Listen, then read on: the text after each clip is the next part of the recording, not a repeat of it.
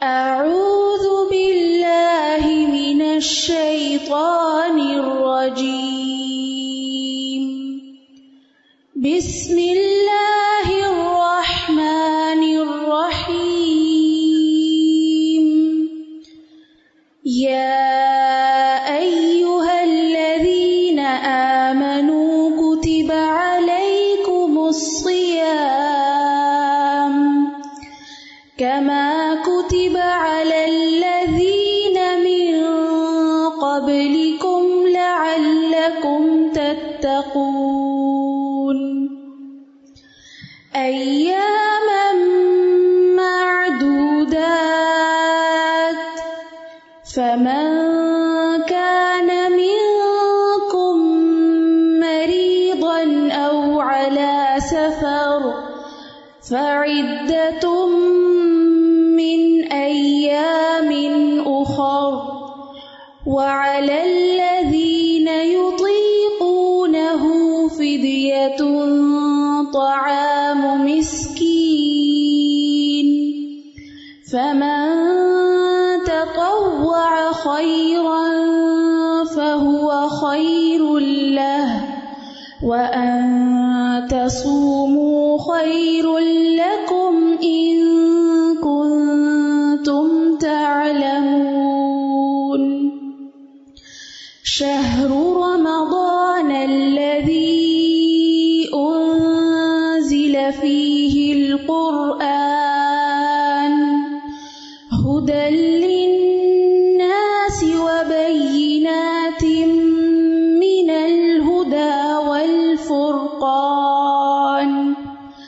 فمن شهد منكم الشهر فليصم، ومن كان مريضا أو على سفر فعدة من أيام أخر، يريد الله بكم اليسر ولا يريد بكم العسر، ولتكملوا العدة ولتكبروا الله على ما هداكم ولعلكم تشكرون.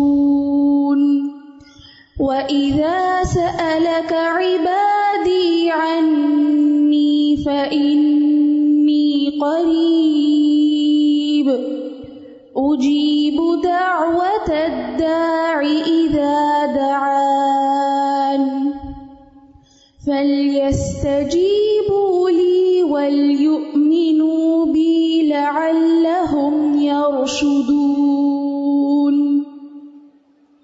السلام علیکم ورحمۃ اللہ وبرکاتہ. نحمده ونصلي على رسوله الكريم، اما بعد، فاعوذ باللہ من الشیطان الرجیم. بسم اللہ الرحمن الرحیم. رب اشرح لي صدری ويسر لي امری واحلل عقدۃ من لسانی یفقهوا قولی. الحمدللہ اللہ تعالیٰ کا بہت بڑا احسان ہے کہ ایک بار پھر ہم رمضان المبارک کے قریب ہو رہے ہیں. یہ ہمارے لیے بہت سعادت کی بات ہے، ہماری خوش قسمتی کی بات ہے کہ ہم اس مہینے کے قریب جا رہے ہیں جس میں اللہ سبحانہ وتعالیٰ نے قرآن نازل کیا، اپنا کلام نازل کیا، ہم پر اپنی رحمت فرمائی، ہمارے لیے ہدایت کا بندوبست کیا، ہمیں زندگی گزارنے کا سلیقہ سکھایا. رمضان المبارک کی اہمیت بھی اسی وجہ سے ہے کہ اس میں قرآن نازل کیا گیا. شہر رمضان الذی انزل فیہ القرآن. اور اس کے علاوہ دوسری اہم چیز کہ اس میں اسلام کی ایک بہت بڑی عبادت یعنی روزہ رکھنا فرض کیا گیا. اللہ سبحانہ وتعالی ہمیں ان آیات میں جو ابھی آپ نے تلاوت سنی فرما رہے ہیں، یا ایھا الذین آمنو، اے لوگو جو ایمان لائے ہو. اب دیکھیے کہ جب کوئی ہمارا نام لیتا ہے نا تو ہمیں بہت اچھا لگتا ہے. آپ کو اچھا لگتا ہے جب کوئی آپ کا نام لیتا ہے؟ اور پھر نام کے ساتھ انسان کی ایک پہچان ہوتی ہے. آپ نے دیکھا ہوگا کہ بہت سے لوگوں کا وہ فلاں کلفی والا، فلاں دودھ والا، تو اس سے فوری طور پہ ہم کہتے ہیں ہاں وہ فلاں کلفی والا. تو آپ دیکھیے کہ جتنے بھی ہمارے نام ہو سکتے ہیں یا ہماری پہچان ہو سکتی ہے، مثلاً ایک انسان ہوتا ہے، اس کا ایک نام ہوتا ہے اور اس کے بعد اس کی کچھ صفات ہوتی ہیں، اس کی کچھ کوالٹیز ہوتی ہیں. مثال کے طور پر اگر کہیں کہ فلاں روبینہ جو ٹیچر ہیں، تو آپ دیکھیں گے کہ یہ جو مختلف صفات ہیں، پھر اس کے علاوہ کہ فلاں جو ہے وہ بہت نرم مزاج ہے، فلاں بہت قابل ہے، فلاں ایسا ہے، فلاں ایسا. تو آپ دیکھیں کہ جتنے بھی ہمارے نام ہو سکتے ہیں یا جتنی بھی ہماری پہچان ہو سکتی ہے، اس میں سب سے خوبصورت پہچان ہماری ایمان کے ساتھ ہے. اور اللہ سبحانہ و تعالی ہمیں ایمان والا کہہ کے پکار رہے ہیں. یا ایھا الذین آمنو، اے لوگو جو ایمان لائے ہو، یعنی جو ایمان والے ہو. تو اس سے اچھی ہمارے لیے عزت کی، آنر کی اور کیا بات ہو سکتی ہے کہ اللہ سبحانہ وتعالی ہمارے ایمان کی وجہ سے ہمیں پکار کے ایمان والا کہہ کے ہمیں کچھ کرنے کا حکم دے رہے ہیں. اور وہ کیا ہے؟ کتب علیکم الصیام، کہ تم پر روزے رکھنا فرض کر دیا گیا ہے. گویا روزہ ایک فرض عبادت ہے. فرض کیا ہوتا ہے؟ کہ جس کو آپ کسی بھی قیمت پہ چھوڑ نہیں سکتے، اس میں آپ کے لیے کوئی گنجائش ہی نہیں. اسی لیے آپ دیکھیں کہ اللہ سبحانہ تعالیٰ نے ساتھ ہی یہ بتا دیا کہ روزہ صرف اس صورت میں چھوڑا جا سکتا ہے جب تم میں سے کوئی سفر کر رہا ہو یا بیمار ہو. لیکن وہ بھی کیا کرے؟ پھر دوسرے دنوں میں گنتی پوری کر لے.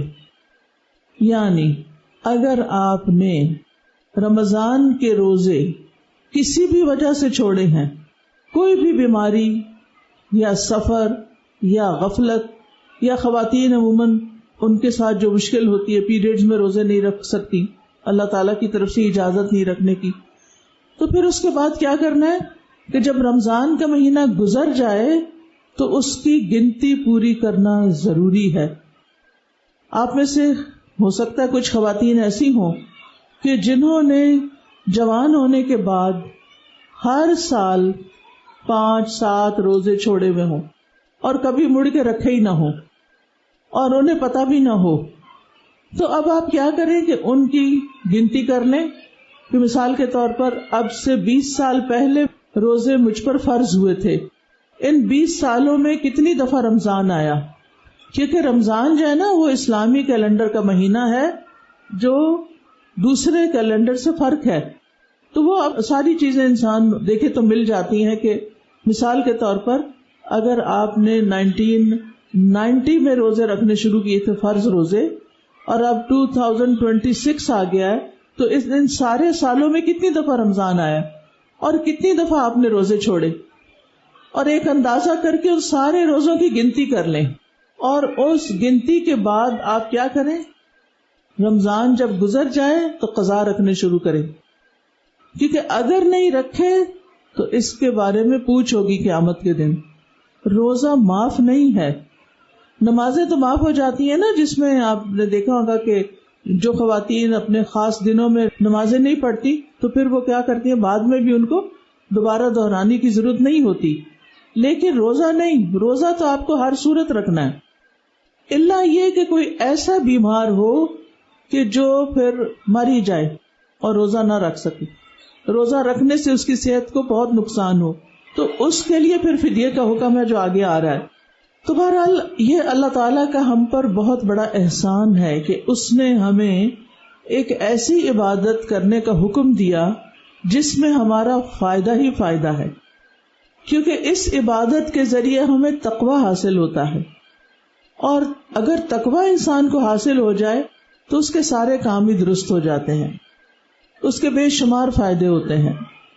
اور ویسے بھی رسول اللہ صلی اللہ علیہ وسلم نے فرمایا، ابو امامہ رضی اللہ عنہ سے روایت ہے کہ انہوں نے رسول اللہ صلی اللہ علیہ وسلم سے سوال کیا، کون سا عمل افضل ہے، یعنی کون سا عمل بہترین عمل ہے، کیا عمل کرنا چاہیے؟ آپ نے فرمایا، اپنے اوپر روزے کو لازم کر لو، کیونکہ روزے جیسا کوئی عمل نہیں. روزہ سب سے بہترین عمل ہے. کیونکہ یہ بندے اور اللہ کے درمیان ایک راز ہوتا ہے جس کو کوئی اور نہیں جانتا. مثلا میں اگر آج روزے سے ہوں یا نہیں کسی کو نہیں پتا، لیکن اس کا علم صرف اور صرف کس کو ہوتا ہے؟ اللہ رب العزت کو. اسی لیے اللہ تعالیٰ فرماتے ہیں الصوم لی وانا اجزی بہ، روزہ میرے لیے ہے اور میں خود اس کی جزا دوں گا، اس کا بدلہ میں خود دوں گا. جس طرح روزہ ایک چھپی ہوئی عبادت ہے، ایک خاموش عبادت ہے، اسی طرح اس کا جو ریوارڈ ہے، اس کا جو بدلہ ہے، اس کا جو انعام ہے، وہ بھی اللہ نے چھپا کے رکھا ہو. وہ کتنا بڑا ہوگا کوئی اس کا تصور بھی نہیں کر سکتا. تو اس لیے پورے شوق کے ساتھ روزہ رکھنا چاہیے. روزے کو اپنے لیے مصیبت نہیں سمجھنا چاہیے. رمضان کا انتظار کرنا چاہیے کہ ہمارے لیے نیکیاں کمانے کا موسم آ گیا ہے، اور چونکہ اللہ نے فرض کیے ہیں روزے، اس لیے مجھے رکھنے ہی رکھنے ہیں، اور پہلے سے اس کی پھر تیاری کر کے رکھیں. اور پھر آپ دیکھیے کہ آپ صلی اللہ علیہ وسلم یہ بھی فرمایا کہ روزہ آگ سے ڈھال ہے. جس طرح لڑائی میں تم میں سے کسی کی ڈھال ہوتی ہے نا، پہلے زمانے میں لوگ تلواروں اور تیروں سے لڑتے تھے، تو وہ دشمن کے تیر یا تلوار سے بچنے کے لیے اپنے سامنے ایک گول بہت سی بڑی پلیٹ جیسی چیز آگے کر لیتے تھے، جو وار اس پہ آ کے لگتا تھا اور انسان بچ جاتا تھا. تو اسی طرح روزہ انسان کو دنیا میں گناہوں سے بچانے والا ہے. شیطان چونکہ قید ہو جاتا ہے تو اس کے وار سے بھی انسان بچا ہوا ہوتا ہے. اور اسی طرح اور بہت سی برائیاں. آپ دیکھیے کہ اگر ہمارے اور باقی سب چیزوں کے بیچ میں ایک آڑ آ جائے تو اس کی وجہ سے بہت سی خرابیوں سے انسان بچ جاتا ہے. بہت سے نظر کے گناہ سے بچ جاتا ہے انسان. دوسروں کے ساتھ معاملہ کرنے میں محتاط ہوتا ہے، پھونک پھونک کے قدم رکھتا ہے. تو اس لیے روزے کا اہتمام ضروری ہے. اسی طرح ایک اور روایت میں آتا ہے، نبی صلی اللہ علیہ وسلم نے فرمایا روزہ ڈھال ہے اور مومن کے قلعوں میں سے ایک قلعہ ہے. قلعہ آپ نے کبھی دیکھا؟ قلعہ کسی نے دیکھا ہوا قلعہ؟ تو بات یہ ہے کہ قلعہ جو ہے وہ اصل میں دشمن سے بچنے کے لیے بنایا جاتا ہے کہ دشمن جب کسی شہر میں آئے تو جو شہر کے بڑے بڑے لوگ ہوتے ہیں، بادشاہ وغیرہ، اور وہ سب اس میں جا کے چھپ جاتے ہیں، تو وہ ان کو مار نہیں سکتے، قتل نہیں کر سکتے. تو اسی طرح روزے کی مثال بھی ایسے ہی دی گئی کہ جیسے ایک قلعہ ہو جس کے اندر انسان محفوظ ہو جائے، بند ہو جائے اور دشمن کے وار اور حملے سے بچ جائے. تو دنیا میں انسان کو برائیوں سے بچنے کے لیے روزہ فائدہ دیتا ہے، اور آخرت میں آگ سے بچنے کے لیے محفوظ ہو جائے گا انسان. اسی طرح ایک اور روایت میں ہے، معاذ بن جبل رضی اللہ عنہ سے مروی ہے کہ نبی صلی اللہ علیہ وسلم نے ان سے فرمایا، کیا میں تمہیں خیر کے دروازے نہ بتاؤں؟ روزہ ڈھال ہے اور صدقہ گناہوں کو بجھا دیتا ہے. یعنی جتنا زیادہ آپ صدقہ کرتے چلے جاتے ہیں آپ کے گناہ صاف ہوتے چلے جاتے ہیں. کیونکہ انسان تو ہے ہی خطا کا پتلا، ہم اٹھتے بیٹھتے دن رات بہت سی غلطیاں کرتے ہیں. تو اس لیے یہ دونوں چیزیں فائدہ دیتی. اور روزہ اس لحاظ سے بہت اچھی چیز ہے کہ اس میں ہم روزہ بھی رکھتے ہیں، اس مہینے میں پھر صدقہ خیرات بھی کرتے ہیں، قرآن مجید بھی زیادہ پڑھتے ہیں، راتوں کو قیام بھی کرتے ہیں، اور پھر سحری کے وقت بھی اٹھنا نصیب ہو جاتا ہے تو اس وقت استغفار بھی کرتے ہیں. یعنی ایک رمضان کا مہینہ بے شمار خیر لے کر آتا ہے. پھر اسی طرح جابر رضی اللہ عنہ کہتے ہیں کہ نبی صلی اللہ علیہ وسلم نے فرمایا، بے شک روزہ تو ایک ڈھال ہے جس کے ذریعے بندہ جہنم سے اپنا بچاؤ کرتا ہے. یعنی کتنا بڑا فائدہ ہے کہ روزے کے ذریعے انسان قیامت کے دن آگ میں جانے سے بچ جائے. اللہ تعالیٰ فرماتا ہے روزہ خاص میرے لیے ہے، لہٰذا اس کا بدلہ بھی میں ہی دوں گا. اور پھر یہ کہ یہ اللہ کے عذاب سے بچاؤ کا بھی ایک ذریعہ ہے، جیسے کہ ایک اور جگہ پر آیا کہ روزہ اللہ کے عذاب سے ڈھال ہے. یعنی دنیا میں بھی جو عذاب کوئی آ سکتا ہے اس سے بھی بچاؤ کا ذریعہ ہے. لیکن روزہ کیسے رکھنا چاہیے، اس کے لیے نیت کیا ہونی چاہیے؟ حدیث میں آتا ہے، من صام رمضان ایمانا و احتسابا غفر له ما تقدم من ذنبه. جو ایمان اور ثواب کی نیت سے روزہ رکھے گا اس کے پچھلے سارے گناہ معاف ہو جائیں گے. اب آپ دیکھیے کہ اگر کوئی شخص مسلمان نہیں اور روزے رکھ رہا ہے تو اس کو کوئی فائدہ نہیں. ویسٹ میں اس طرح ہوتا ہے کہ مسلمان بچے ہوتے ہیں نا, تو وہ جن اسکولوں میں پڑھتے ہیں وہاں غیر مسلم بچے بھی ہوتے ہیں, تو وہ آپس میں فرینڈز بن جاتے ہیں, تو فرینڈز کو فالو کرتے ہیں, ایک دوسرے کے پیچھے چلتے ہیں. تو کئی دفعہ سننے میں آتا ہے, بچے بتاتے ہیں ہم روزہ رکھتے ہیں تو ہمارے غیر مسلم دوست بھی روزہ رکھ لیتے ہیں, وہ بھی کچھ نہیں کھاتے. لیکن ایمان کے ساتھ روزہ رکھنے والے کو تو اجر مل جاتا ہے, لیکن جو ایمان نہیں لاتا وہ چاہے روزہ رکھے اس کو فائدہ نہیں. اور آج کل آپ کو پتہ ہے کہ لوگ شفا کے لیے یعنی صحت مند ہونے کے لیے بھی روزہ رکھتے ہیں. ان کی نیت ثواب نہیں لینا ہوتی, بلکہ کیا ہوتا ہے کہ ہم بیماریوں سے نجات پائیں. اور اس کا آج کل بہت شور ہے. کوئی کہتا ہے انٹرمیٹنٹ فاسٹنگ کرو, ایک دن رکھو روزہ, ایک دن کھاؤ ایک دن نہ کھاؤ. کچھ کہتے ہیں کہ 18 گھنٹے کچھ نہ کھاؤ. کچھ کہتے ہیں بس پانی پی لو اور باقی کچھ نہ کھاؤ. کچھ کہتے ہیں کہ نہیں, سب سے زیادہ تحقیق جو ہوئی ہے وہ یہ کہ ڈرائی فاسٹنگ ہونی چاہیے, کچھ بھی نہ کھاؤ, کئی گھنٹے فاقہ کرو. اب آپ دیکھیں دنیا میں بیچارے غریب جن کو پتہ ہی نہیں ہے کہ ہمارے دین نے, اسلام نے لوگوں کو کتنی خوبصورت زندگی گزارنے کا طریقہ بتایا ہے, اور ان پر سال میں ایک پورا مہینہ روزہ رکھنا فرض کر دیا ہے. لیکن وہ صرف صحت نہیں دیتا, تقویٰ بھی دیتا ہے, اور بھی بہت سے بینیفٹس ہیں, اور اس کے ساتھ اجر و ثواب بھی ہے, اور آگ سے بچاؤ بھی ہے, اور دنیا میں صحت بھی ہے. اب آپ دیکھیں کہ کچھ لوگ اس لیے خوش ہوتے ہیں کہ رمضان آ رہا ہے, میرا وزن کچھ کم ہو جائے گا. ویسے باہر جب ہوتا کوئی نہیں, کیونکہ ہم نے عام دنوں میں جو چیزیں نہیں کھانی ہوتی وہ رمضان میں وہ بھی ضرور کھانی ہوتی ہیں. پراٹھے بھی کھانے ہوتے ہیں, پکوڑے بھی کھانے ہوتے ہیں. ساری میں کھا لیے پراٹھے اور شام کو کھا لیے پکوڑے, تو اب کس کا وزن کم ہونے والا ہے؟ لیکن وہی خوش فہمی ہوتی ہے.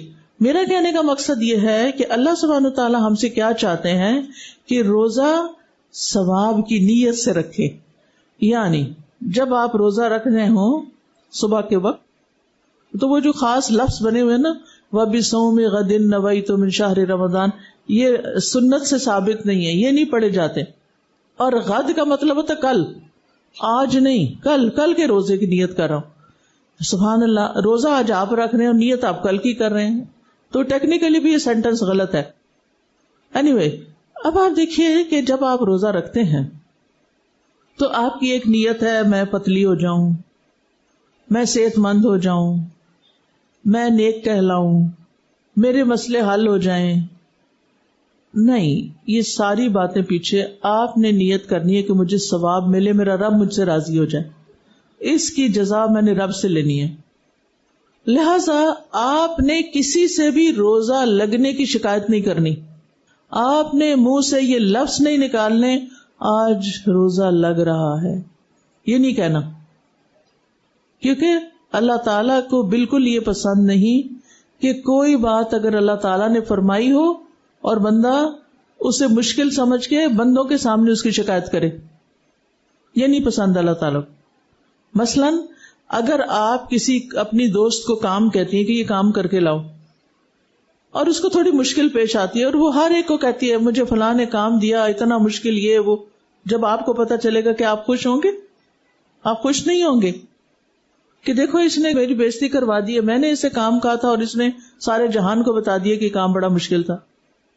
تو ہمیں بھی روزے کا راز رکھنا ہے, نفلی روزے کا تو خاص طور پہ ذکر بھی نہیں کرنا کہ میرا آج روزہ ہے, ٹھیک ہے, لیکن فرض روزہ تو ظاہر سب رکھتے ہیں, تو ہم نے بھی رکھا, لوگوں کو خود ہی پتہ چل جاتا ہے کہ روزہ رکھا ہوا. تو اب اس کا بھی آپ نے کیا سوچنا ہے, بس میں نے اللہ کی خاطر رکھا ہے اور اس کا اجر میں نے اللہ سے لینا ہے, اور میں نے کسی کو نہیں کہنا مجھے آج بہت روزہ لگا ہے اور مجھے بہت بھوک لگی ہے اور روزے سے مجھے سر درد ہو گیا ہے اور روزے سے میری کمر دکھ گئی ہے. نہیں, کچھ بھی نہیں. ٹھیک ہے, 1-2 دن آپ کو تکلیف ہوتی ہے, 1-2 دن آپ کو سر درد ہو جاتا, سب کو نہیں ہوتا, کچھ لوگوں کو ہو جاتا ہے, تو اس پہ صبر کریں. تو اس لیے روزہ ہر حال میں رکھنا ہے انشاءاللہ. اور پھر آپ دیکھیے کہ روزے کا اصل مقصد اس سے حاصل کیا کرنا ہے, نتیجہ کیا نکالنا ہے, اس سے حاصل تقویٰ. اچھا, تقویٰ کیا ہوتا ہے؟ تقویٰ ہوتا ہے اس دنیا میں اپنی زندگی کو اللہ سبحانہ تعالی کی عظمت اور ہیبت کی وجہ سے گناہوں سے بچتے ہوئے گزارنا، نیکیاں کرتے ہوئے، یعنی دھیان دل اللہ تعالیٰ کی طرف لگا رہے، یہ تقویٰ ہوتا ہے.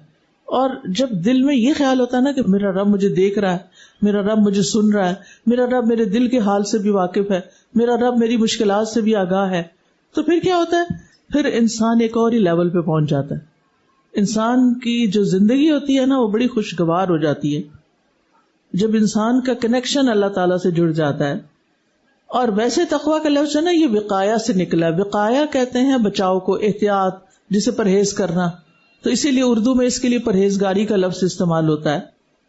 تو تقویٰ کا جو ویسے معنی ہے وہ یہ کہ ایک چیز کو دوسری چیز سے دور کرنا. تو متقی آدمی، تقویٰ والا آدمی اپنے آپ کو نیک عمل کے ذریعے عذاب سے بچاتا ہے. نیک عمل کے ذریعے کیا کرتی ہے؟ خوب نیکیاں کرتا ہے اور پھر وہ اپنے آپ کو بچا لیتا ہے آگ سے. لعلکم تتقون، تاکہ تم تقوی والے بن کے آگ سے بچ جاؤ. اب دیکھیں کہ ہماری زندگی میں سب سے بڑی کامیابی کیا ہے، یہ سوچنا چاہیے. کچھ لوگ سمجھتے ہیں گھر بنا لینا. DHA میں گھر بن گیا تو ہم کامیاب ہو گئے. اچھی سی گاڑی کوئی خرید لی تو ہم کامیاب ہو گئے. بڑی سی کوئی ڈگری لے لی تو کامیاب ہو گئے. یہ کامیابیاں نہیں ہوتی، یہ تو وقتی کامیابیاں ہیں. گھر پرانے ہو جاتے ہیں، اور آپ نے دیکھے ہوں گے پرانے علاقوں میں جائیں کیسے کیسے پرانے گھر ہوتے ہیں، کتنی وحشت آتی ہے دیکھ کے. تقریباً 45 سال پہلے میری شادی ہوئی تھی یہیں ملتان میں. تو آج میں گھر سے ذرا جلدی نکلی تو مجھے بتایا گیا کہ آپ تھوڑا سا ٹھہر کے آئیں. ہم نے کہا چلو کہیں اور چلتے ہیں. تو میں نے کہا کہ چلے ہم وہی جس گھر میں میں شادی ہو کر آئی تھی اس گھر کو جا کے دیکھتے ہیں. وہ بک چکا ہے، ہمارا نہیں ہے. تو جب میں ان سڑکوں سے گزر رہی تھی تو اتنی پرانی پرانی چیزیں لگ رہی تھی. باقی چیزیں تو ویسے ہی تھیں لیکن یہ کہ ہر چیز پرانی پرانی لگ رہا ہے. 45 سال پہلے کی چیز نئی تو نہیں رہتی نا. اور اس وقت جب میری شادی ہوئی تو گھر نیا بنا تھا، سب سے پہلے میں ہی ادھر رہی تھی. تو اب آپ دیکھیں گھر پرانے ہو جاتے ہیں، انسان بوڑھے ہو جاتے ہیں، زندگی کی رونقیں ہلکی ہو جاتی ہیں، گاڑیاں پرانی ہو جاتی ہیں. ایک سال گاڑی نئی ہوتی ہے، پھر اگلے سال وہ نیا ماڈل آ جاتا ہے تو ہمیں اپنی گاڑی بس چھوٹی لگنے لگتی ہے. فون پرانے ہو جاتے ہیں، ایک سال پرانا فون ہو تو کہتے ہیں ہم پیچھے رہ گئے. دنیا کی دوڑ کہیں ختم نہیں ہوتی. تو دنیا میں آپ لیٹسٹ سے لیٹسٹ چیز بھی لے لینا، اس نے بھی پرانے ہو جانا. تو وہ جو مزہ ہے نا وہ تھوڑے دن یا تھوڑے مہینوں کا ہوتا ہے، اس کے بعد وہ چیز دل سے اٹھ جاتی.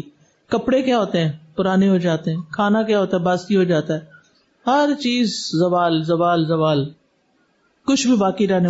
خود اس دنیا نے بھی ختم ہو جانا ہے اور ہم نے یہاں ہمیشہ رہنا ہی نہیں. یہاں سے ہم نے آگے جانا ہے. آگے کہاں جانا ہے؟ اللہ کے پاس. ٹھیک ہے نا، اللہ کے پاس جانا ہے. اب اللہ کے پاس جا کے تو وہاں ایسے تھوڑی جا کے بیٹھ جانا جیسے یہاں آ کے بیٹھ گئے آج ہم. وہاں تو حساب ہونا ہے، میدان حشر ہونا ہے. اس میدان میں جس کو اللہ تعالیٰ نے پاس کر دیا، کامیاب کر دیا، وہ ہے اصل خوش قسمت اور کامیاب. اور اس کے بارے میں آپ دیکھیں کہ کیا آتا ہے قرآن مجید میں، فَمَنْ زُحْزِحَ عَنِ النَّارِ وَأُدْخِلَ الْجَنَّةَ فَقَدْ فَازَ.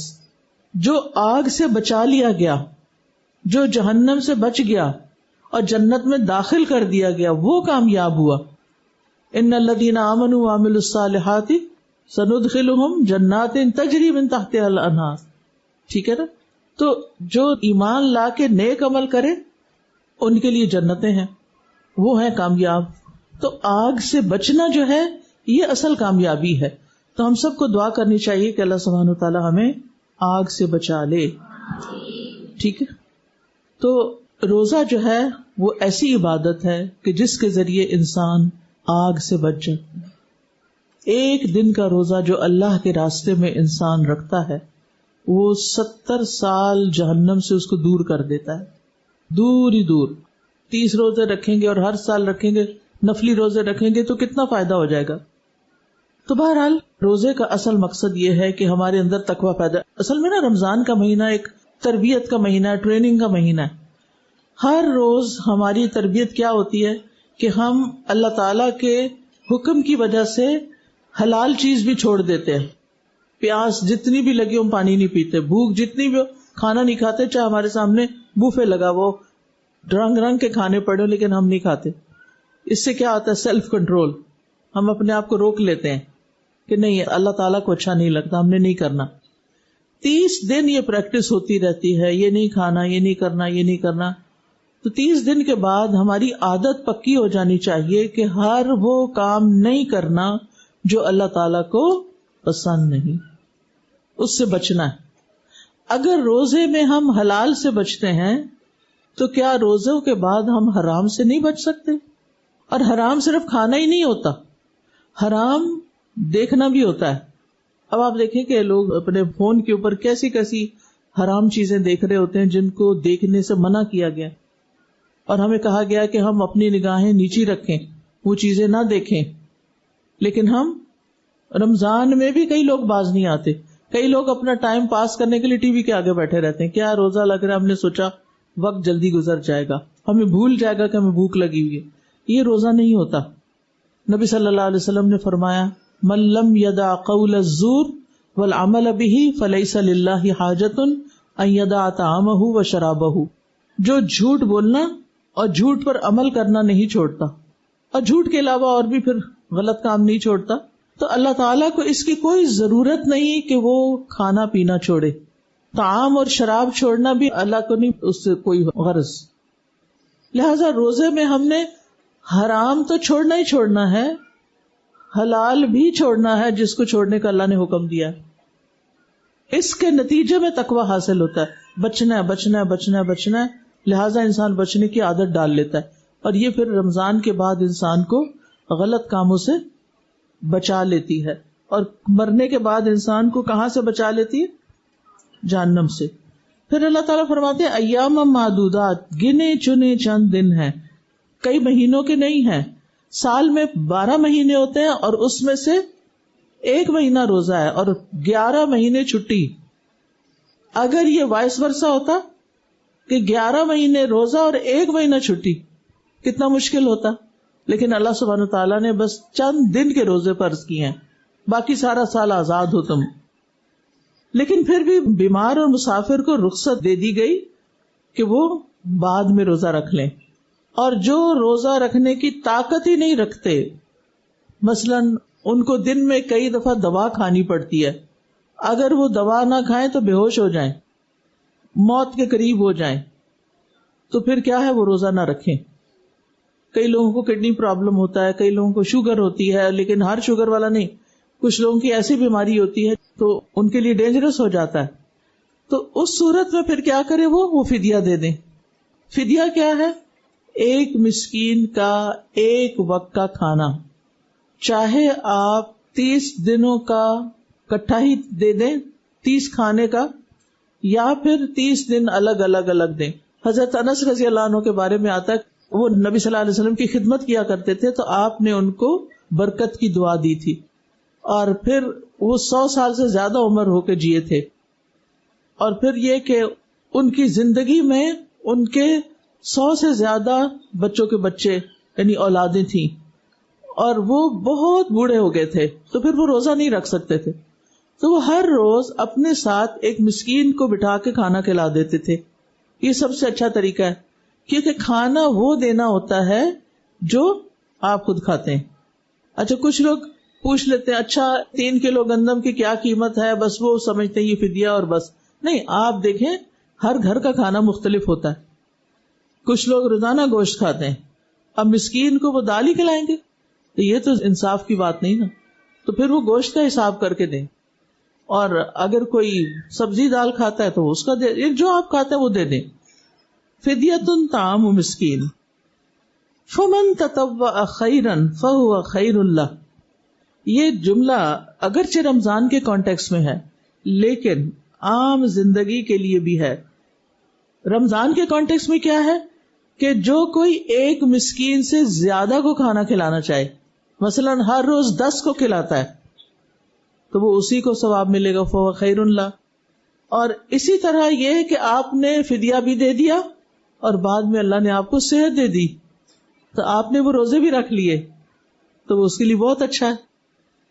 لیکن یہاں جو بات کی گئی ہے نا تطوع کی، تطوع کہتے ہیں والنٹریلی کوئی کام کرنا، نفلی عبادت کے لیے آتا ہے، اپنے دل کی خوشی سے کوئی کام کرنا، کہ آپ پر فرض نہیں.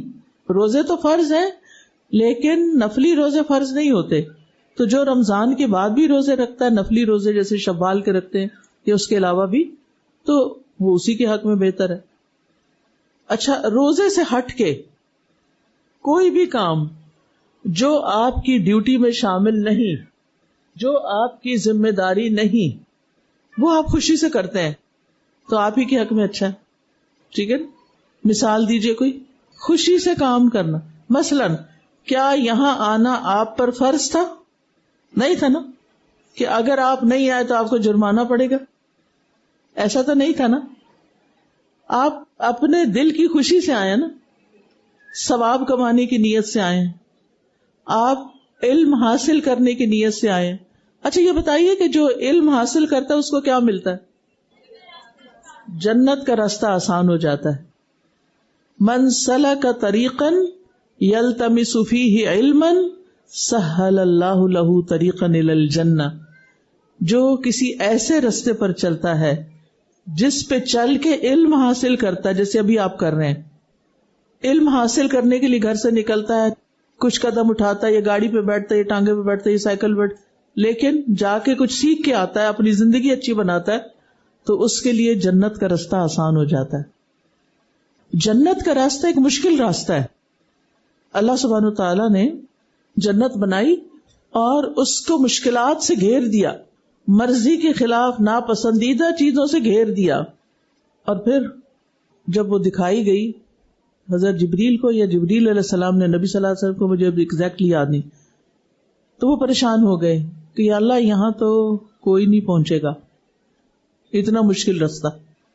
لیکن یہ راستہ آسان کیسے ہوتا ہے؟ علم حاصل کر کے. تو اب آپ نے آج جو سفر شروع کیا نا، اسے ختم نہیں کرنا کہ وہ آئی تھی ہم ان کا لیکچر سننے چلے گئے، وہ سب کافی ہو گیا.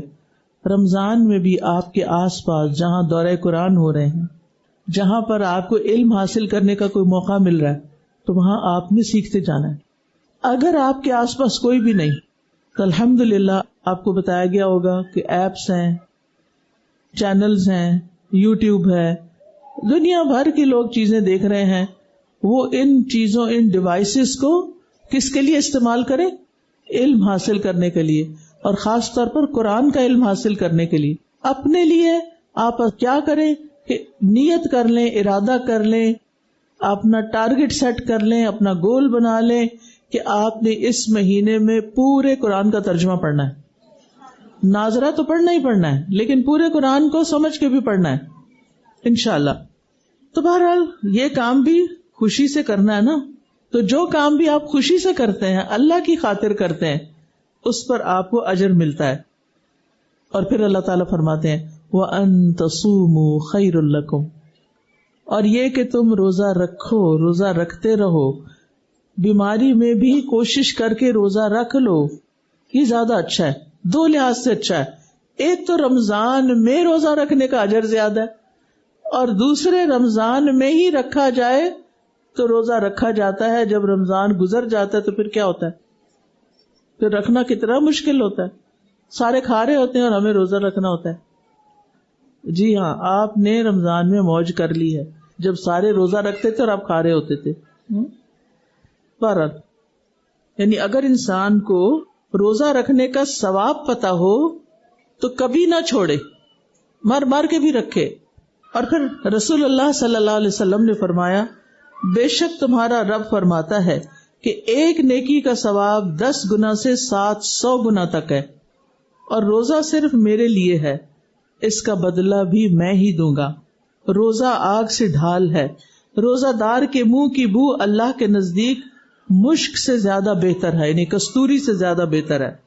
تو اب یہ کہ چند باتیں آپ کے سامنے رکھوں گی کہ کن چیزوں کا آپ نے رمضان میں خیال رکھنا ہے. نمبر 1 یہ کہ آپ نے اپنے گول پہ نظر رکھنی ہے کہ میں نے تقوی حاصل کرنا ہے، میں نے برائیوں کو چھوڑنا ہے، میں نے جھوٹ چھوڑنا ہے، میں نے اللہ کی نافرمانی چھوڑنی ہے، میں نے اپنی زینت ظاہر نہیں کرنی، میں نے اپنے آپ کو مردوں کے سامنے ڈھانپ کر رکھنا ہے، یعنی پردہ کرنا ہے.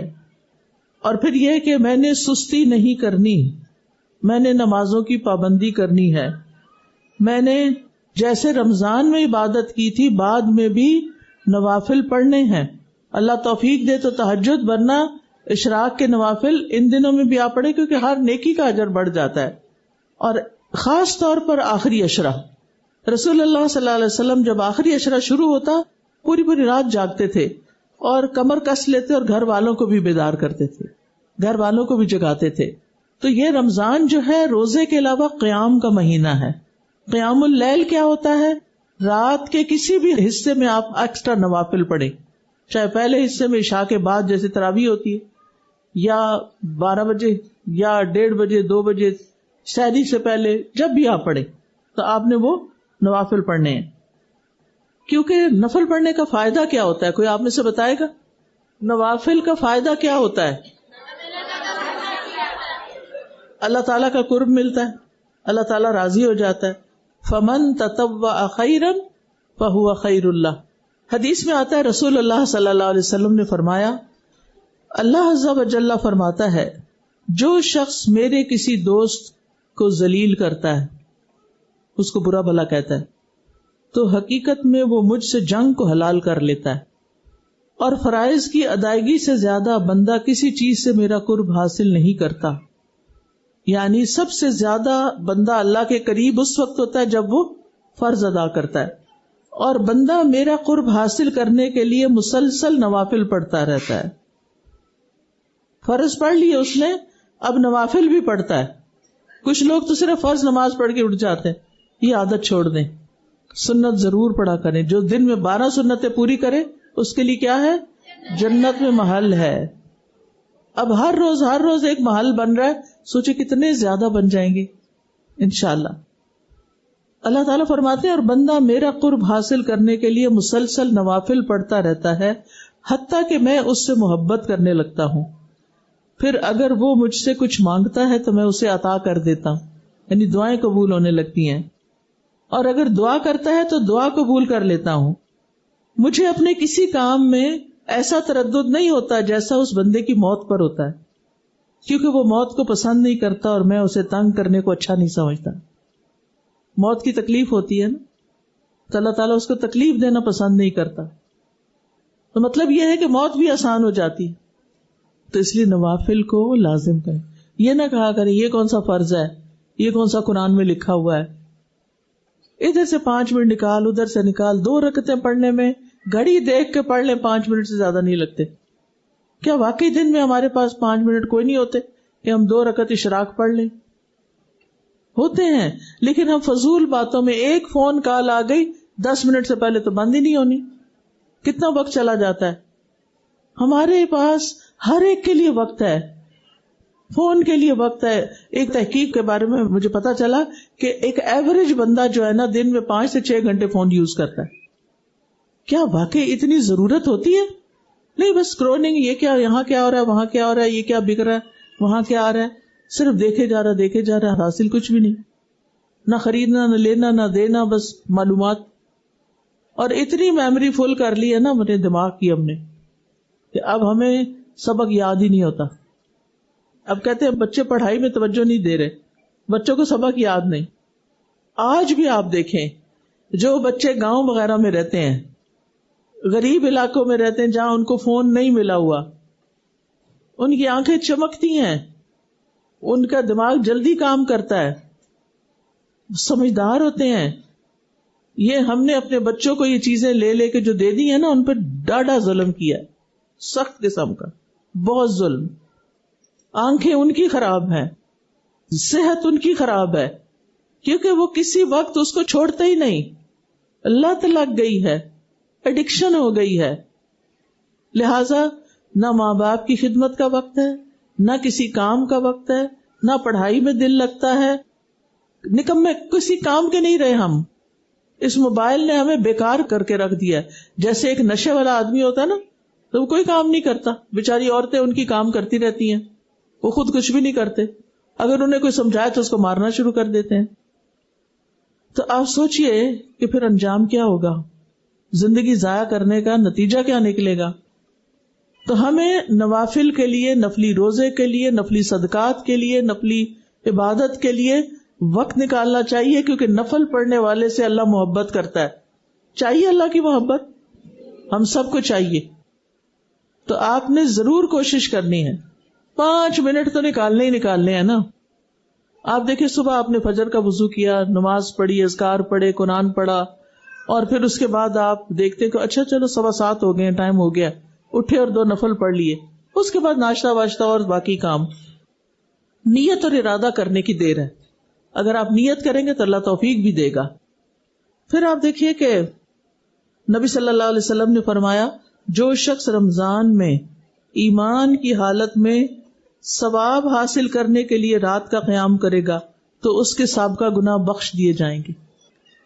پھر آپ دیکھیے کہ نبی صلی اللہ علیہ وسلم نے قیام کے لیے ایک جگہ مقرر کر لی تھی، یعنی نفل نماز چھپ کے پڑھنی چاہیے.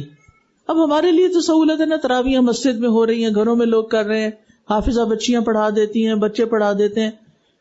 لیکن اگر آپ اکیلے پڑھ رہے ہیں تو ذہن میں نہیں پڑھیں، کسی ایک طرف ہو کے پڑھیں، دوسروں کو دکھاوا نہ کریں، اللہ کی رضا کے لیے پڑھیں. یہ نماز جو ہے نا رات کی سب سے زیادہ فضیلت والی نماز ہے فرض نماز کے بعد. نبی صلی اللہ علیہ وسلم نے فرمایا رات کا قیام لازم پکڑو، یعنی تراویح تہجد بھی، اور وہ تم سے پہلے کے نیک لوگوں کا طریقہ ہے اور تمہارے رب کے قرب کا ذریعہ ہے، برائیوں کا کفارہ ہے، گناہوں سے روکنے والا. جو نفل پڑھتے ہیں نا اللہ تعالیٰ ان کو برائیوں سے بھی روک لیتا ہے. پھر اسی طرح یہ ہے کہ قیام میں خوب تھکنا چاہیے. نبی صلی اللہ علیہ وسلم کے پاؤں سوج جاتے تھے جب آپ قیام کرتے تھے. اور پھر یہ کہ رات غفلت میں نہیں گزارنی چاہیے، سو کے، اور بالکل ہماری رمضان کی راتیں باقی سال کی راتوں سے فرق ہونی چاہیے. یاد رہے گا؟ یعنی یہ نہیں کہ جیسے عام دنوں میں ہم سو جاتے ہیں یا کوئی فون اٹھا کے کچھ نہ کچھ دیکھتے رہتے ہیں، اور خاص طور پر وہ دن جن میں پیریڈز ہوتے ہیں تو لڑکیاں سمجھتی ہیں آپ تو نہ نماز پڑھنی ہے نہ روزہ رکھنا ہے. چلو عام دن نہ بنائے، رمضان ہے، رمضان کا احترام کریں. آپ قرآن پڑھ نہیں پا رہے آپ سنیں. اب آپ دیکھیں کہ آپ کے موبائل پر قرآن ہوگا گھر میں، یعنی کوئی گھر ایسا نہیں کہ جہاں پر کوئی نہ کوئی سلسلہ نہ ہو کہ آپ سن سکیں. اگر آپ کسی مسجد میں جاتے تھے تراویح پڑھنے تو آپ پیچھے جا کے بیٹھ جائیں اور آپ وہاں سے سپارہ سن کے آ جائیں. یعنی کوئی بھی طریقہ آپ کر سکتی ہیں. پھر یہ کہ اس مہینے میں خوب خوب صدقہ خیرات کرنا ہے. اس کا یہ مطلب نہیں کہ ہم باقی صدقہ خیرات سال بھر روک کے رکھیں اور پھر رمضان میں دیں. سال بھر بھی کرتے رہیں اور پھر رمضان میں خاص طور پر زیادہ، کیونکہ نبی صلی اللہ علیہ وسلم کیا کرتے تھے رمضان میں؟ تیز آندھی سے بھی زیادہ صدقہ کرتے تھے.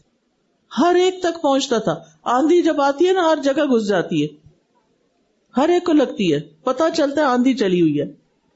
کیونکہ صدقہ جو ہے نا وہ بری موت سے بچاتا ہے، گناہوں کو ختم کرتا ہے، اللہ کی ناراضگی کو ختم کرتا ہے، مال میں برکت کا ذریعہ ہوتا ہے، رزق میں اضافے کا سبب بنتا ہے، اور اللہ تعالیٰ صدقہ کرنے والوں کو نعم البدل عطا کرتا ہے.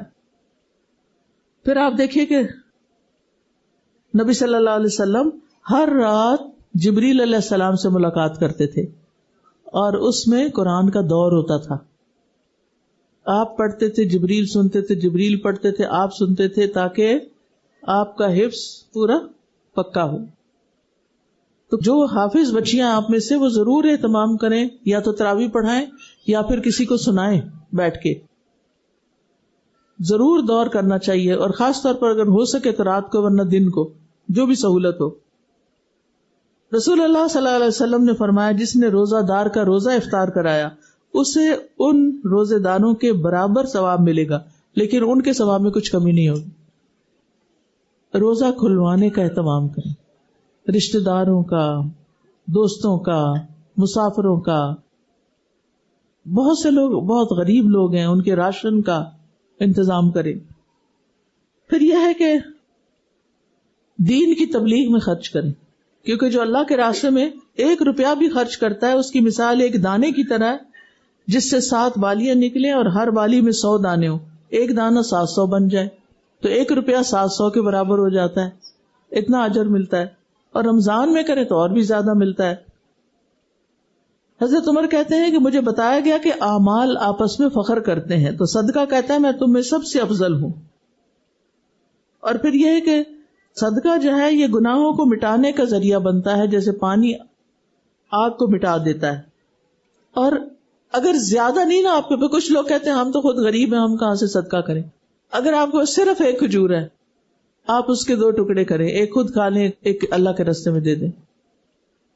جو شخص حلال کمائی سے 1 کھجور بھی اللہ کے راستے میں دیتا ہے، اللہ تعالیٰ اس کو بڑھاتا ہے، پالتا ہے، بڑھاتا ہے، بڑھاتا ہے، بڑھاتا ہے، حتیٰ کہ 1 کھجور بہت پہاڑ جتنی بڑی ہو جاتی ہے، اتنا زیادہ اجر ہو جاتا ہے اس کا۔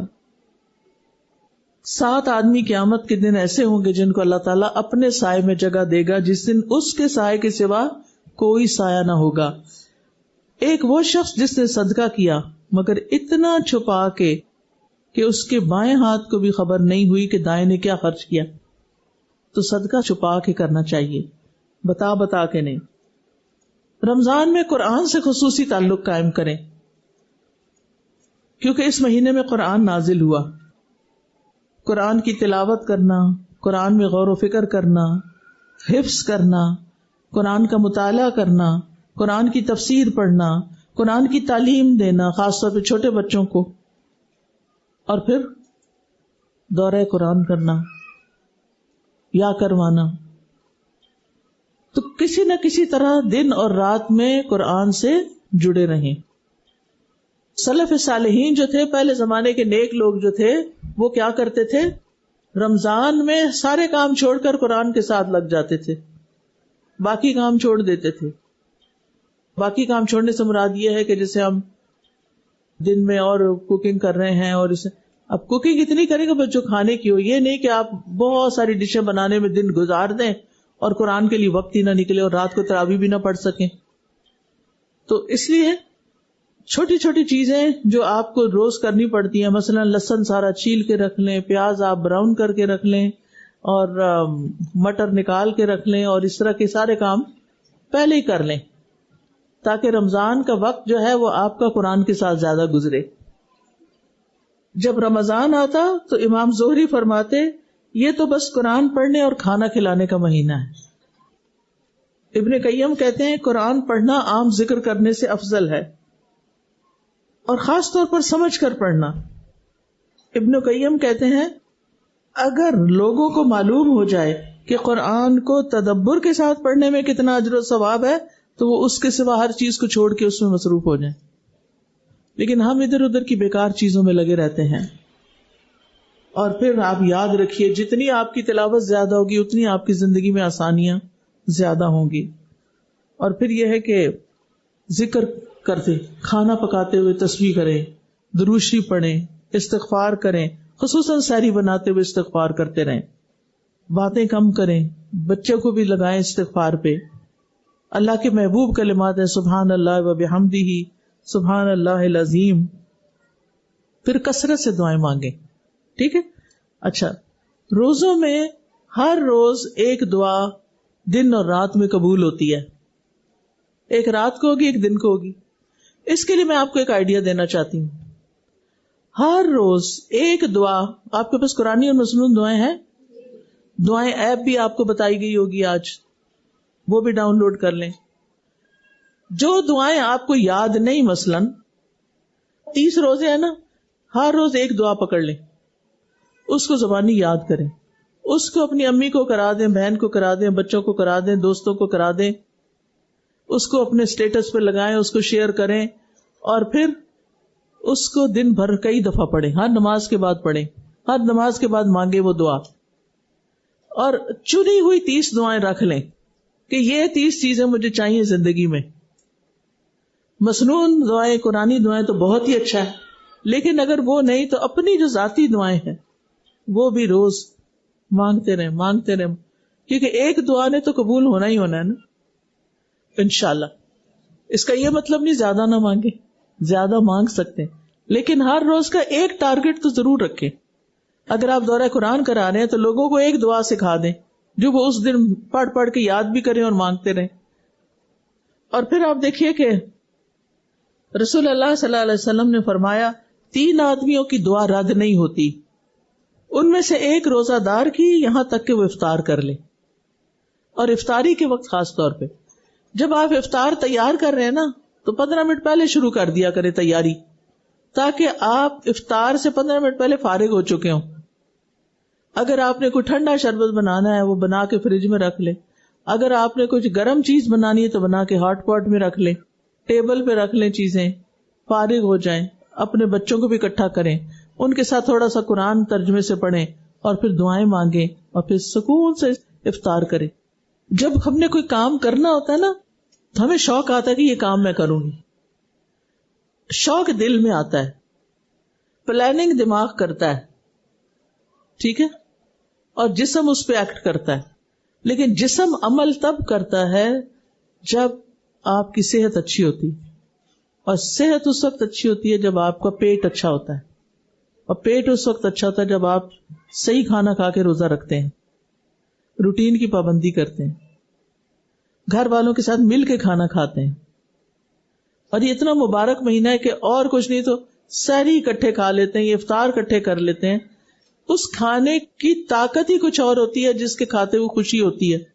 اور وہ کھانا بیمار کرتا ہے جو سٹریس میں کھایا جاتا ہے، جس میں پریشانی کے ساتھ کھانا کھاتے ہیں. اس پہ نا کچھ سائنسدانوں نے تجربہ کیا. ایک بلی لی اور اس کی مرضی کے پسند کے کھانے اس کو کھلائے اور اس کو یعنی چھوڑ دیا.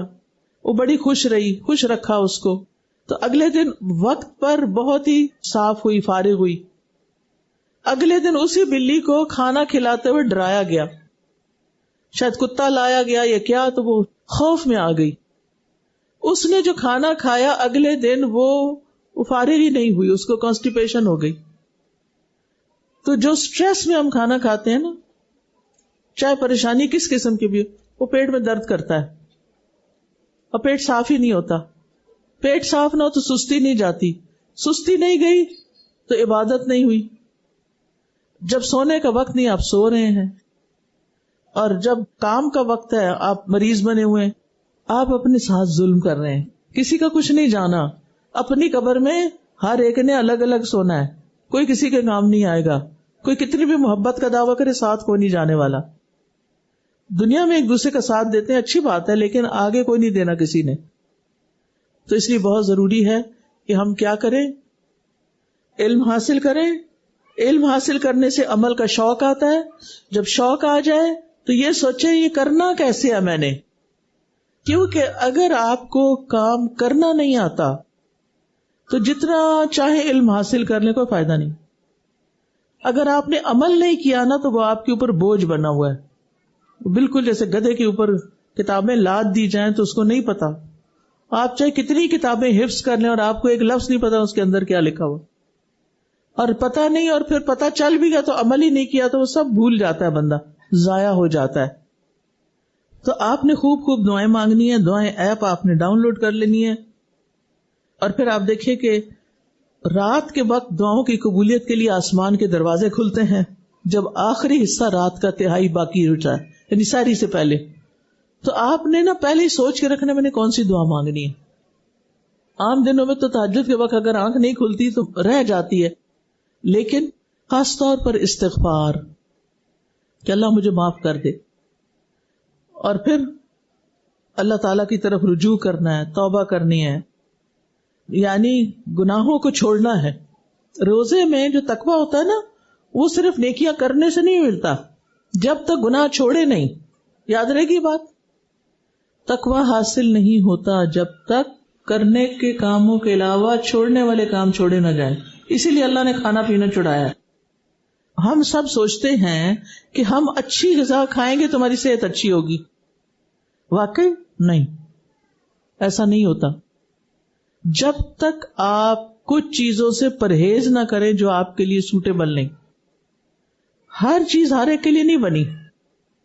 کچھ چیزیں کچھ لوگ کھاتے ہیں انہیں کچھ بھی نہیں ہوتا، اور کچھ لوگ کھاتے ہیں بیمار ہو جاتے ہیں. اگر آپ اچھی سے اچھی غذا کھائیں اور آپ کا پیٹ خراب رہے تو کیا آپ کو طاقت ملے گی؟ آپ صحت مند ہوں گے؟ نہیں. اسی طرح تقویٰ حاصل نہیں ہو سکتا جب تک آپ روزہ رکھ کے، قرآن پڑھ کے، نفل پڑھ کے، تراویح پڑھ کے جھوٹ اور بے ایمانی اور فضول موبائل استعمال کرنا اور ان چیزوں کو چھوڑیں گے نہیں، اپنا حجاب جب تک لیں گے نہیں، اللہ کی نافرمانی کا کام چھوڑیں گے نہیں، خالی روزہ پھر فائدہ نہیں دیتا. تو دونوں ہی کام کرنے ہیں، اور اللہ کے ڈر سے گناہ چھوڑنے ہیں، کیونکہ اس میں صبر بہت ہوتا ہے. اور پھر آپ دیکھیے کہ اپنی نظروں کی حفاظت کرنی ہے. حدیث میں آتا ہے 3 افراد کی آنکھیں قیامت کے دن آگ کو نہیں دیکھیں گی. ایک وہ آنکھ جو اللہ کے ڈر سے رو پڑی، وہ آنکھ جس نے اللہ کے راستے میں پہرا دیا، اور تیسرے وہ آنکھ جس نے اللہ کے حرام کردہ چیزوں سے آنکھیں بند کر لی، حرام چیزیں نہیں دیکھی، وہ آنکھیں جہنم سے بچ جائیں گی. پھر اپنے باطن کی حفاظت کرنی ہے. واتقوا اللہ ان اللہ علیم بذات الصدور. اللہ سے ڈرو، اللہ سینوں کی باتیں جانتا ہے. کسی کے خلاف نفرت، حسد، برے خیال، بدگمانیاں، یہ بندوں کو نہ بھی پتہ چلے تو اللہ کو سب پتہ ہے. اور ویسے آپ دیکھیے کہ جدید سائنس یہ ریسرچ بتاتی ہے کہ انسان کے دل کے جو خیالات ہوتے ہیں نا، ان کے اندر اتنی انرجی ہوتی ہے کہ وہ دل سے نکل کر دوسرے تک خود ہی پہنچ جاتے ہیں. جب کوئی کسی سے نفرت کرتا ہے، منہ سے نہیں بھی کہتا میں نفرت کرتا ہوں، تو وہ جو دل کی نفرت ہوتی ہے نا، وہ دوسرے شخص کو جا کے لگ جاتی ہے. اس کو سمجھ آ جاتی ہے کہ یہ شخص مجھے پسند نہیں کرتا. اور اسی طرح اگر آپ کسی سے محبت کرتے اور آپ اس کو نہیں بھی کہتے کہ میں تم سے محبت کرتا ہوں، لیکن اس کے دل کے جو خیالات ہوتے ہیں وہ دوسرے تک پہنچ جاتے ہیں. ٹھیک ہے نا؟ جیسے ماں محبت کرتی ہے نا بچوں سے، اسی طرح آپ نے دیکھا ہوگا کچھ لوگ بڑے مہربان ہوتے ہیں، کائنڈ ہوتے ہیں، ان کے دل میں جو محبت اور مہربانی ہوتی ہے وہ آپ کو محسوس ہوتی ہے. تو دل کی باتیں بھی چھپی نہیں رہتی، ظاہر ہو جاتی ہیں. صحیح نیک بننا ہے نا تو اندر سے اچھے بنے. اصل نیکی اندر کی نیکی ہے. اس کے لیے زبان کی حفاظت کرنا ضروری ہے، اور پھر لغو باتوں سے بچنا ضروری ہے. رسول اللہ صلی اللہ علیہ وسلم نے فرمایا روزہ صرف کھانا پینا چھوڑنے کا نام نہیں، بلکہ روزہ تو لغو، بےہودہ اور بے فائدہ کام اور رفث، جنسی خواہشات پر مبنی حرکات اور کلام سے بچنے کا نام ہے. پھر اسی طرح اپنے اوقات کی حفاظت کرنی ہے، وقت بچانا ہے، ادھر ادھر کے کھیل کود میں وقت ضائع نہیں کرنا. پھر فیملی کے ساتھ مل کے کچھ کام کرنے ہیں. حدیث میں آتا ہے سب سے اچھا وہ ہے جو اپنے گھر والوں کے لیے اچھا ہے. اپنے خاندان کو جوڑنا ہے، ان کی ناراضگیاں آپس کی دور کرنی ہے، ان کی ضروریات پوری کرنی ہے، ان کے دکھ درد اور تکلیف میں شامل ہونا ہے، اچھے اخلاق کا مظاہرہ کرنا ہے، گھر والوں کے ساتھ کام میں ہاتھ بٹانا ہے. جتنی جوان بچیاں نا وہ صرف اپنے کمرے میں موبائل لے کے نہ بیٹھی رہیں، بلکہ کیا کریں، کچھ نہ کچھ کام کچن میں اپنی والدہ کے ساتھ ضرور کروائیں. نبی صلی اللہ علیہ وسلم کے بارے میں حضرت عائشہ سے پوچھا گیا آپ اپنے گھر میں کیا کرتے تھے؟ کہنے لگی آپ گھر کے کام کاج میں مصروف رہتے تھے، اور جب نماز کا وقت ہوتا تو نماز کے لیے اٹھ کھڑے ہوتے. تو گھر کا کام کرنا بھی عبادت ہے، یہ نہ کہ ہمارا وقت ضائع ہوتا ہے. پھر اگر والدین زندہ ہیں تو ان کی خدمت کریں، امی آپ بیٹھے ہیں، آپ قرآن پڑھیں، میں جا کے کچن میں کام کرتی ہوں. پھر بچوں کے ساتھ محبت کا سلوک. صحابیات کہتی ہیں ہم لوگ خود روزہ رکھتے اور بچوں سے بھی رکھواتے، ہم انہیں اون کا کھلونا دے کر بہلا لیتے، جب کوئی کھانے کے لیے روتا تو وہی دے دیتے، یہاں تک کہ افطار کا وقت آ جاتا. چھوٹے چھوٹے بچوں سے روزہ رکھواتی تھی صحابیات. پھر اسی طرح یہ ہے کہ اچھے کاموں کی لسٹ بنا لیں کہ کیا کیا کرنا ہے. صلہ رحمی کرنی ہے، مہمان نوازی کرنی ہے، پڑوسیوں سے اچھا سلوک کرنا ہے، کھانا کھلانا ہے، خوشی سے افطاری بنانی، خوشی سے سحری بنانی ہے. روزہ لگ بھی رہا ہو تو مسکرا کے ہی پیش آنا ہے، اچھے سے لوگوں سے بات کرنی ہے، غصہ آ جائے تو پی جانا ہے، لوگوں کو تعلیم دینی ہے، دین کی تعلیم دینی ہے، نیکی کا حکم دینا ہے اور برائی سے روکنا ہے. اور پھر بیماروں کی تیمارداری کرنی ہے، کوئی مصیبت میں ہے تو اس کو تسلی دینی ہے، خادموں کے ساتھ اچھا سلوک کرنا ہے۔ نبی صلی اللہ علیہ وسلم نے فرمایا جب تم میں سے کسی شخص کا خادم اس کا کھانا لائے تو اگر وہ اسے اپنے ساتھ نہیں بٹھا سکتا تو کم از کم 1 یا 2 لقمہ اس کھانے میں سے اسے کھلا دے، کیونکہ بعض اوقات وہ شرماتے ہیں نا ساتھ بیٹھ کے کھانے سے، تو کچھ نہ کچھ ان کو بھی پکڑا دے۔ اور پھر نیکیوں کی دعوت دینے والا مہینہ ہے، رمضان میں بہت سی نیکیاں جمع ہو جاتی ہیں، صیام، قیام، صدقہ، اچھا کلام، اور پھر نماز جو ہے نا اس کو اچھے خشوع خضوع سے پڑھنا، اور پھر ذاتی عبادات کے ساتھ اوروں کے کام آنا، کسی کو خوش کرنا، ان کی ضرورت پوری کرنا۔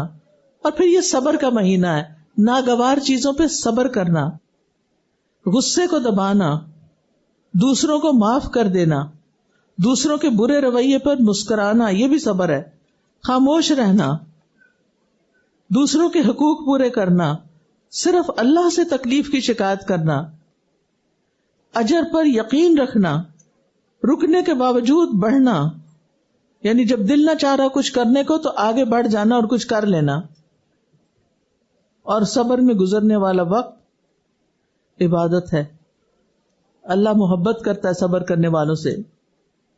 خصوصاً آخری عشرے میں محنت کرنی ہے آپ نے، آخری 10 دنوں میں لیلۃ القدر کی تلاش میں سستی نہیں کرنی، اور خاص طور پر معافی مانگنی ہے۔ لیلۃ القدر میں کون سی دعا پڑھیں گے؟ اللہم انک عفو تحب العفو فاعف عنی۔ ماشاءاللہ سب کو آتی ہے دعا، یہ کثرت سے پڑھنی ہے آپ نے، ٹھیک ہے؟ سبحان اللہ والحمد للہ ولا الہ الا اللہ واللہ اکبر ولا حول ولا قوة الا باللہ العلی العظیم۔ اللہم صلی علی محمد وعلی آل محمد کما صلیت علی ابراہیم وعلی آل ابراہیم انک حمید مجید۔ اللہم بارک علی محمد وعلی آل محمد کما بارکت علی ابراہیم وعلی آل ابراہیم انک حمید مجید۔ ربنا آتنا فی الدنیا حسنہ وفی الآخرۃ حسنہ وقنا عذاب النار۔ ربنا لا تزغ قلوبنا بعد اذ ہدیتنا وہب لنا من لدنک رحمہ انک انت الوہاب۔ ربنا ہب لنا من ازواجنا وذریاتنا قرۃ اعین واجعلنا للمتقین اماما۔ یا حی یا قیوم برحمتک نستغیث یا رب العالمین یا ارحم الراحمین۔ تو ہم سب کو رمضان کی برکات سے بھرپور فائدہ اٹھانے کی توفیق عطا فرما۔ یا اللہ یہ رمضان ہمارے پچھلی زندگی کے سارے رمضانوں سے بہترین ہو۔ اس رمضان میں ہم ایسے روزے رکھیں جن کو تو قبول کر لے، ہم ایسی نمازیں پڑھیں جو تجھے خوش کر دیں، ہمیں رات کے قیام کی توفیق عطا فرما۔ اللہ ہمیں خوب خوب ذکر کی، قرآن پڑھنے کی، پڑھانے کی توفیق عطا فرما۔ اللہ ہمارے اندر تقوی پیدا فرما۔ اللہ تمام بیماروں کو صحت عطا فرما، تمام دکھی لوگوں کے دکھ دور فرما۔ اللہ ہمارے بچوں کو ہدایت عطا فرما۔ یا رب العالمین اس دور کے فتنوں سے محفوظ رکھ۔ اللہ تو ہمارے اور ہماری نسلوں کے ایمان کی حفاظت فرما۔ یا اللہ تو ہمارے اندر کا تزکیہ کر دے، ہمارے دلوں کو صاف کر دے، ایسا بنا لے جیسا بننا تجھے پسند ہے۔ یا رب العالمین تو ہمیں صحت، عافیت اور سلامتی عطا فرما۔ جنہوں نے اس مجلس کا اہتمام کیا انہیں اجر عظیم عطا فرما۔ یا اللہ ہمیں نفع مند علم عطا فرما۔ یا اللہ تو ہماری موت کو آسان کر دینا، ہماری قبر کو روشن کر دینا، حشر کے دن ہماری اپنی ملاقات کو بہترین کر دینا، ہمیں پل صراط سے آسانی سے گزار دینا، ہمیں جنت الفردوس میں جگہ عطا فرمانا۔ اللہ ہمارے والدین کو بھی بخش دے، جتنے عزیز رشتہ دار دنیا سے جا چکے ہیں ان سب کی بخشش فرما۔ یا اللہ جتنی بھی بچیاں ان کو نیک ساتھی عطا فرمانا۔ یا اللہ جن کی شادی ہو چکی ان کے گھروں میں سکون عطا فرما۔ یا اللہ جن کو رزق کا مسئلہ ہے اللہ انہیں رزق حلال عطا فرما۔ اللہ ہمیں دنیا اور آخرت کی بھلائیاں عطا فرما۔ ربنا تقبل منا انک انت السمیع العلیم وتب علینا انک انت التواب الرحیم۔ وصلی اللہ تعالی علی خیر خلقہ محمد وعلی آلہ واصحابہ وأهل بيته أجمعين برحمتك يا أرحم الراحمين. سبحانك اللهم وبحمدك أشهد أن لا إله إلا أنت أستغفرك وأتوب إليك. السلام علیکم ورحمۃ اللہ وبرکاتہ.